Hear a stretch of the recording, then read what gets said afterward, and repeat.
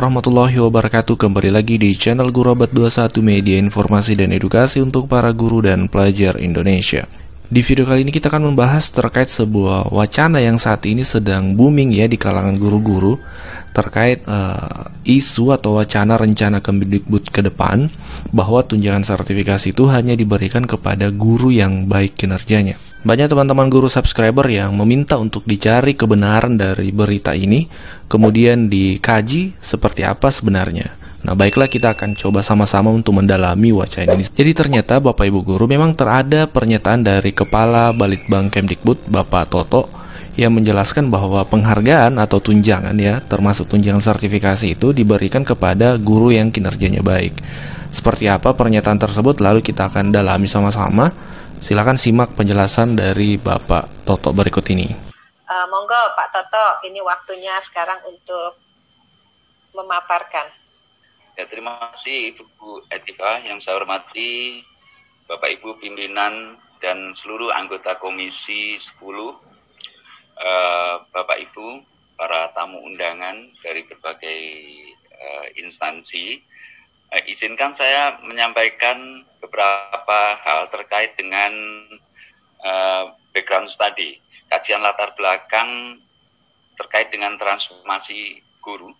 Terkait dengan tunjangan, juga Bank Dunia pernah merilis laporan bahwa tunjangan profesi guru belum berpengaruh nyata untuk meningkatkan hasil belajar anak.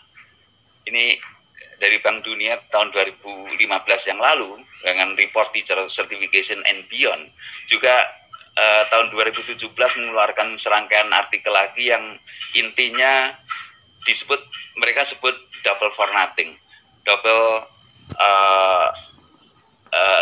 gaji, tapi ini judulnya agak sarkastik, tapi intinya bahwa tunjangan profesi tersebut belum berpengaruh nyata terhadap hasil belajar. Terkait dengan kesejahteraan, ini prinsip yang tertuang di dalam peta jalan, bahwa pada prinsipnya untuk kesejahteraan semua guru yang mengabdi harus mendapatkan penghasilan yang layak. Dan untuk merespons bahwa tunjangan tadi belum secara nyata berpengaruh terhadap hasil belajar, maka ke depan kita harapkan penghargaan atau tunjangan lebih akan diberikan kepada guru dengan kompetensi yang baik atau performa yang berkualitas. Artinya dikaitkan dengan kinerja. Nah, setelah kita semua menyimak penjelasan dari Pak Toto tadi ya, Kepala Balitbang, ada beberapa hal yang bisa kita simpulkan Bapak Ibu. Yang pertama adalah TPG selama ini belum berpengaruh nyata terhadap hasil belajar siswa. Ini sesuai dengan riset Bank Dunia atau hasil penelitian Bank Dunia. Jadi pernyataan ini bukan dari pihak Balitbang atau dari kementerian yang menyatakan, tapi memang ini adalah hasil penelitian, hasil riset yang mengatakan bahwa tunjangan sertifikasi ini memang belum berpengaruh nyata terhadap hasil belajar siswa.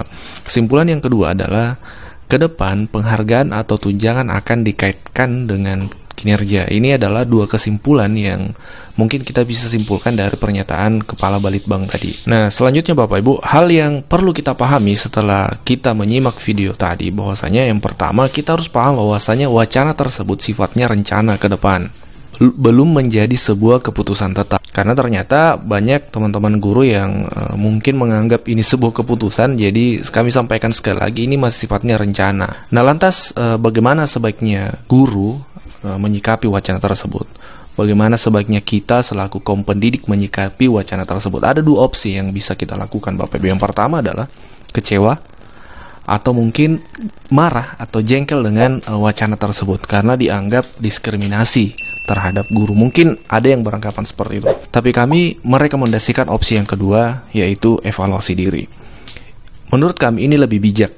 Kita sebagai guru lebih bijak melakukan evaluasi diri. Hasil riset dari Bank Dunia itu bukan serta-merta langsung disimpulkan begitu saja.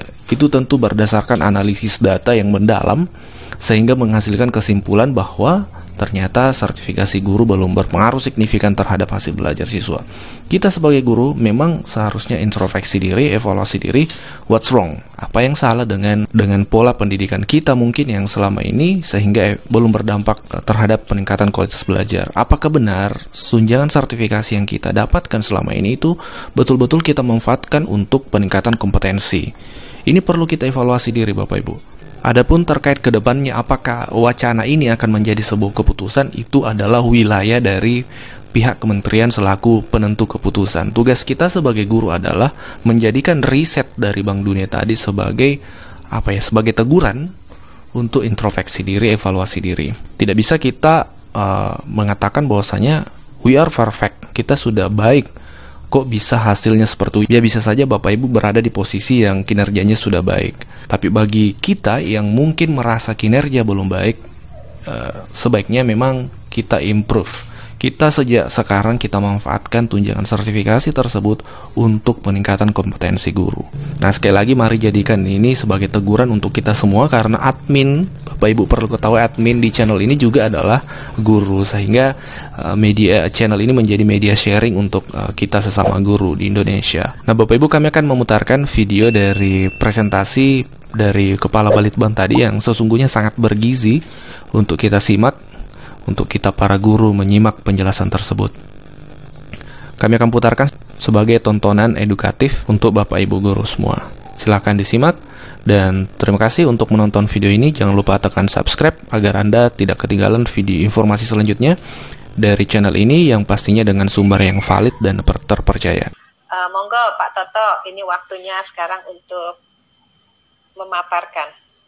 Ya, terima kasih Ibu Etiva yang saya hormati, Bapak Ibu pimpinan dan seluruh anggota Komisi 10,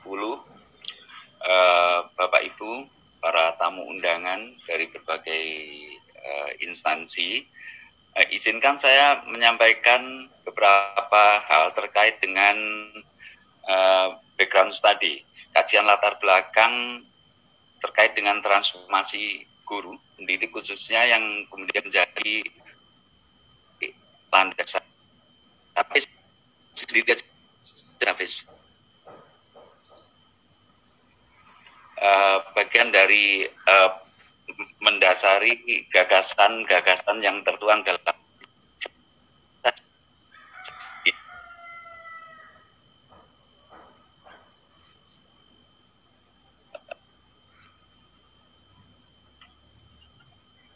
mohon izin ini agak mikro, tadi sedikit nyambung dengan yang disampaikan oleh Prof. Nizam. Akhir-akhir ini banyak beberapa studi menyoroti betul tentang kualitas pendidikan. Yang paling terus terang diantaranya Profesor Len Pritchett dari Harvard yang mengatakan bahwa sistem persekolahan kita itu minim belajar. Sehingga mereka menyebutnya schooling iya, tapi belum tentu anak-anak itu belajar. Belum tentu learning.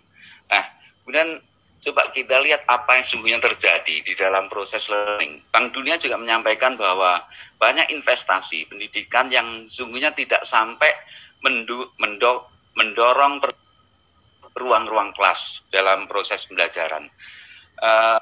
Ini sekedar mengingatkan kita bersama bahwa dalam sebuah sistem pendidikan di sekolah itu core business. Inti dari perbaikan belajaran, proses belajar itu terjadi di sini, interaksi antara guru siswa dan di dalam lingkungan sekolah itu sendiri. Di sini kita lihat bahwa pembelajaran merupakan proses perbaikan yang berkelanjutan, feedback loop yang selalu terjadi di dalam learning cycle ini, di mana pendidik atau guru atau dosen memegang peranan yang sangat penting sebagai fasilitator. Ini yang ditengarai tidak berjalan sebagai mana mestinya. Studi RISE misalnya, studi yang dilakukan di berbagai negara, khususnya negara berkembang, menunjukkan bahwa proses learning ini banyak tidak terjadi, sehingga kalau dilihat yang mereka sebut learning profile, itu flat. Bahkan sejak kelas 7 sampai kelas 12, tidak banyak nilai tambah yang diberikan di dalam proses schooling ini, sehingga terkenal dengan ledekan banyak negara-negara termasuk Indonesia itu melakukan proses schooling tapi tidak learning, schooling without learning. Nah ini bahaya yang diantaranya disampaikan oleh Pak Nisan tadi, bahwa dengan banyak ekspansi saja, menambah sekolah saja, menambah jumlah anak yang bersekolah saja, belum tentu merealisasikan potensi bonus demografi dan potensi keunggulan yang kita miliki sungguhnya. Nah, proses berkelanjutan ini seringkali tidak terjadi. Inilah yang meskipun tampaknya mikro, seringkali kita ini lepas dari perhatian. Oleh karena itu di dalam peta jalan ini, perhatian-perhatian juga disampaikan, di-address, tidak hanya pada isu-isu makro, tapi detail bagaimana guru harusnya meningkatkan kualitas pada level apa, pada area apa, ini yang juga diadres. Nah, kita studi yang cukup lama sebenarnya, yang mengatakan bahwa prestasi siswa sangat ditentukan oleh kualitas guru. Ini yang diambil contoh adalah perbedaan anak yang berangkat dari kualitas yang sama, kemudian diajar oleh dua grup guru, maka terjadi perbedaan yang luar biasa. Di sini menunjukkan betapa penting kualitas guru tadi. Nah, terkait dengan tunjangan, juga Bank Dunia pernah merilis laporan bahwa tunjangan profesi guru belum berpengaruh nyata untuk meningkatkan hasil belajar anak. Ini dari Bank Dunia tahun 2015 yang lalu, dengan report Teacher Certification and Beyond, juga tahun 2017 mengeluarkan serangkaian artikel lagi yang intinya mereka sebut double for nothing, double gaji, tapi ini judulnya agak sarkastik, tapi intinya bahwa tunjangan profesi tersebut belum berpengaruh nyata terhadap hasil belajar. Ini juga termasuk dalam peta jalan bagaimana profil guru kita. Kalau kita UKG masih sekitar 57 dari 100. Terkait dengan kesejahteraan, ini prinsip yang tertuang di dalam peta jalan, bahwa pada prinsipnya untuk kesejahteraan semua guru yang mengabdi harus mendapatkan penghasilan yang layak. Dan untuk merespons bahwa tunjangan tadi belum secara nyata berpengaruh terhadap hasil belajar, maka ke depan kita harapkan bahwa penghargaan atau tunjangan lebih akan diberikan kepada guru dengan kompetensi yang baik atau performanya yang berkualitas, artinya dikaitkan dengan kinerja. Demikian Bapak Ibu, ini pengingat saja. Ki Hajar Dewantara pernah menyampaikan bahwa anak-anak hidup dan tumbuh sesuai kodratnya sendiri. Pendidik hanya dapat merawat dan menuntut tumbuhnya kodrat itu.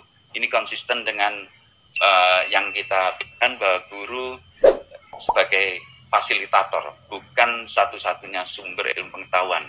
Dan dari McKinsey, the quality of education system cannot exceed the quality of its teacher. Sekali lagi menegaskan betapa guru ini mendefinisikan kualitas dari sistem pendidikan itu sendiri. Demikian, terima kasih.